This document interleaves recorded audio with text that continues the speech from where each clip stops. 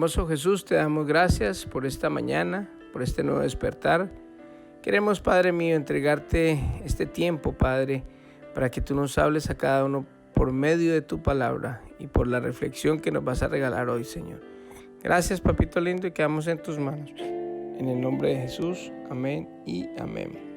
Muy buenos días a todos, estamos saludándoles desde su comunidad cristiana La Roca de Betel. Venimos leyendo la palabra de Dios capítulo a capítulo y hoy vamos a empezar un nuevo libro, una nueva carta, una nueva epístola, que es la epístola de Santiago, que le envía a las 12 tribus de Israel. Pero también la recibimos hoy nosotros, que de pronto no somos del linaje de Israel, porque esta es la primera de las 7 cartas universales que se escriben o que están escritas en la palabra de Dios. Santiago, su nombre en hebreo o en arameo era Jacobo, y él era hermano del Señor Jesucristo. Él era hijo de José y María. Así que él era medio hermano por parte de María del Señor Jesús. Él anteriormente, cuando Jesús estaba vivo, no manifiesta o no hay ningún escrito donde él de pronto fuera simpatizante del Señor, del ministerio que el Señor ejercía, y de pronto no había aceptado a Jesucristo como Mesías. Pero él, después de que Jesucristo va a la cruz y muere, él se le presenta a Santiago, y mire que de ahí en adelante Santiago pasó a ser uno de los líderes de la iglesia cristiana, de la iglesia primitiva, que llega a ser muy importante en el concilio, inclusive uno de los dirigentes. Esta carta se escribió aproximadamente entre el año 44 y 49 después de Jesucristo. Es una de las cartas, se puede decir que fue de las más antiguas que se escribieron. Así que vamos a empezar a leer, a escuchar la lectura de esta carta, que es bastante interesante porque esta se sale de pronto del contexto de las cartas de Pablo y esta trae muchos consejos para nosotros. Yo pienso que Santiago, al haber compartido desde la infancia con Jesús, esos principios que nos habla aquí a nosotros de pronto fueron principios que vio en la vida de su hermano todo el tiempo que él compartió con él. Así que vamos a abrir nuestro corazón y vamos a tratar de entender y a recibir lo que el Señor tiene para nosotros en el primer capítulo, que vamos a leerlo desde el versículo 1 hasta el 18, porque de verdad que esta epístola es demasiado interesante, hay mucho que aprender y no queremos pasar rápido sin dejar nada que de pronto el Señor nos quiera hablar en estos capítulos. Así que empecemos a escuchar la palabra de Dios. Saludos de Santiago. Yo, Santiago, esclavo de Dios y del Señor Jesucristo, escribo esta carta a las 12 tribus, los creyentes judíos que están dispersos por el mundo. Reciban mis saludos. Fe y constancia. Amados hermanos, cuando tengan que enfrentar cualquier tipo de problemas, considérenlo como un tiempo para alegrarse mucho, porque ustedes saben que siempre que se pone a prueba la fe, la constancia tiene una oportunidad para desarrollarse. Así que dejen que crezca, pues una vez que su constancia se haya desarrollado plenamente, serán perfectos y completos y no les faltará nada. Si necesitan sabiduría, pídansela a nuestro generoso Dios y Él se la dará. No los reprenderá por pedirla. Cuando se la pidan, asegúrense de que su fe sea solamente en Dios y no duden, porque una persona que duda tiene la lealtad dividida y es tan inestable como una ola del mar que el viento arrastra y empuja de un lado a otro. Esas personas no deberían esperar nada del Señor. Su lealtad está dividida entre Dios y el mundo y son inestables en todo lo que hacen. Los creyentes que son pobres pueden estar orgullosos porque Dios los ha honrado, y los que son ricos deberían estar orgullosos de que Dios los ha humillado. Se marchitarán como una pequeña flor del campo. Cuando el sol calienta mucho y se seca el pasto, la flor pierde su fuerza, cae y desaparece su belleza. De la misma manera se marchitarán los ricos junto con todos sus logros. Dios bendice a los que soportan con paciencia las pruebas y las tentaciones, porque después de superarlas recibirán la corona de vida que Dios ha prometido a quienes lo aman. Cuando sean tentados, acuérdense de no decir Dios me está tentando. Dios nunca es tentado a hacer el mal y jamás tienta a nadie. La tentación viene de nuestros propios deseos, los cuales nos seducen y nos arrastran. De esos deseos nacen los actos pecaminosos y el pecado, cuando se deja crecer, da a luz la muerte. Así que no se dejen engañar, mis amados hermanos.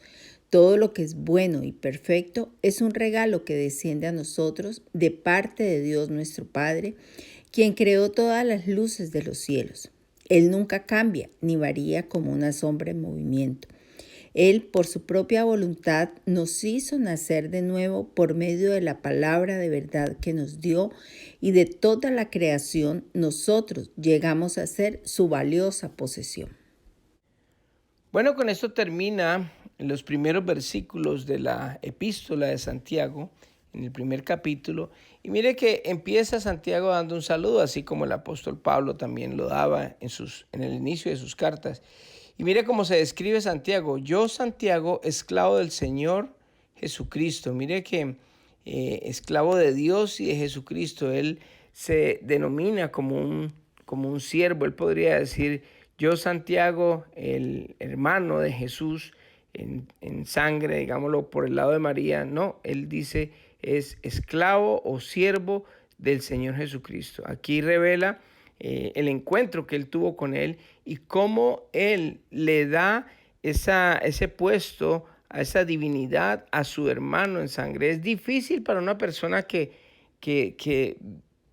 compartió momentos con Jesucristo, que de pronto, quién sabe, en su infancia de pronto tuvieron problemas o pelearon en algún juego. Quién sabe cómo sería la infancia, pero yo me imagino que no debe de ser fácil que el hermano de uno pasa a ser el Mesías y pasa a ser Dios. O sea, como que es impactante. Pero él lo supo, lo asimiló, y por eso es que él se describe como un siervo, como un esclavo de Dios y del Señor Jesucristo. Después empieza hablando acerca de la fe y la constancia. Y mire que es algo bien importante, porque dice: amados míos, cuando tengan que enfrentar un tipo de problemas, considérelo como un tiempo para alegrarse mucho. Estos son de las palabras o de los versículos que para mí fueron muy difíciles de entender. Porque es que, ¿quién se va a alegrar en un momento cuando está pasando dificultades, cuando está pasando problemas? Pues nadie. Pero ¿sabe qué? Porque ahí se pone a prueba la fe. La fe en que nosotros, dice el apóstol Pablo, que cuando él es más débil, es más fuerte, porque el poder de Dios lo perfecciona en su debilidad. Y cuando él está pasando por esas pruebas y esos momentos difíciles, Dios lo lleva de la mano.